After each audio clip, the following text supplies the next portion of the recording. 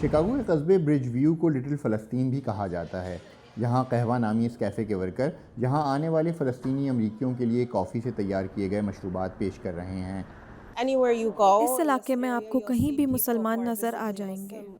دینا عثمان ایک مقامی اسکول میں پڑھاتی ہیں اور یہاں اس کیفے میں آنا ان کا معمول ہے۔ ان کے لیے اس سال کے الیکشن میں سب سے اہم ایشو اسرائیل اور حماس کے درمیان جاری جنگ ختم کرانا ہے، جسے امریکہ دہشت گرد قرار دیتا ہے۔ یہ جنگ گزشتہ برس اسرائیل پر حماس کے حملے سے شروع ہوئی تھی، جس میں 1200 افراد ہلاک اور 250 یرغمال بنا لیے گئے تھے۔ اسرائیل کے جوابی حملے میں 41,000 سے زائد فلسطینی ہلاک ہو چکے ہیں، جن میں اسرائیلی دعوے کے مطابق ہزاروں عسکریت پسند بھی شامل ہیں۔ ووٹ دینے کے لیے میں دیکھوں گی کہ کون قتل و غارت فوری ختم کرانے کا عزم رکھتا ہے۔ لٹل فلسطین میں کئی لوگ دینا کی طرح سوچتے ہیں۔ امریکہ میں فلسطینی کمیونٹی کی سب سے زیادہ آبادی الینوائے کی کوک کاؤنٹی میں ہے۔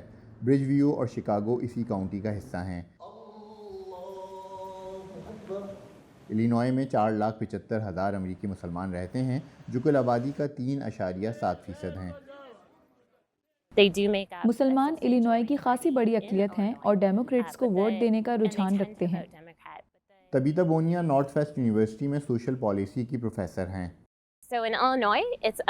الینوائے میں اس کا امکان کم ہے کہ مسلمان الیکشن کے نتائج بدل دیں، لیکن مشیگن جیسی ریاستوں میں امریکی مسلم ووٹرز اندازاً 2 لاکھ تک ہیں، اور یاد رہے کہ پچھلے الیکشن میں ریپبلکن اور ڈیموکریٹس کے درمیان صرف 1.5 لاکھ ووٹوں کا فرق تھا۔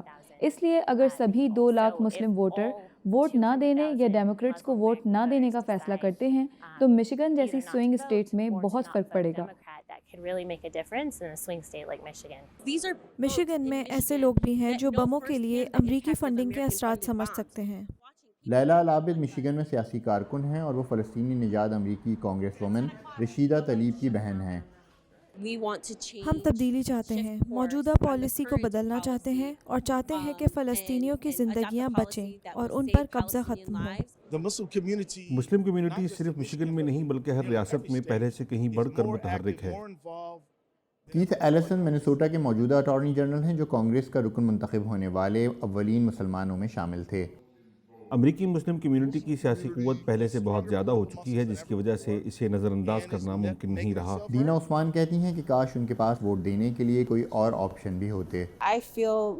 میں سمجھتی ہوں کہ یہاں کے لوگوں کی اکثریت نہ ڈیموکریٹس کو ووٹ دینا چاہتی ہے اور نہ ہی ریپبلکنز کو۔ کونسل آن امریکن اسلامک ریلیشنز یا کیئر کے مطابق اس سال امریکی مسلم رجسٹرڈ ووٹرز کی تعداد 22 لاکھ سے زیادہ ہے۔ کیئر کے مطابق یہ تعداد 2 سال قبل ہونے والے مڈ ٹرم الیکشن میں ووٹ ڈالنے والوں سے 10 لاکھ زیادہ ہے۔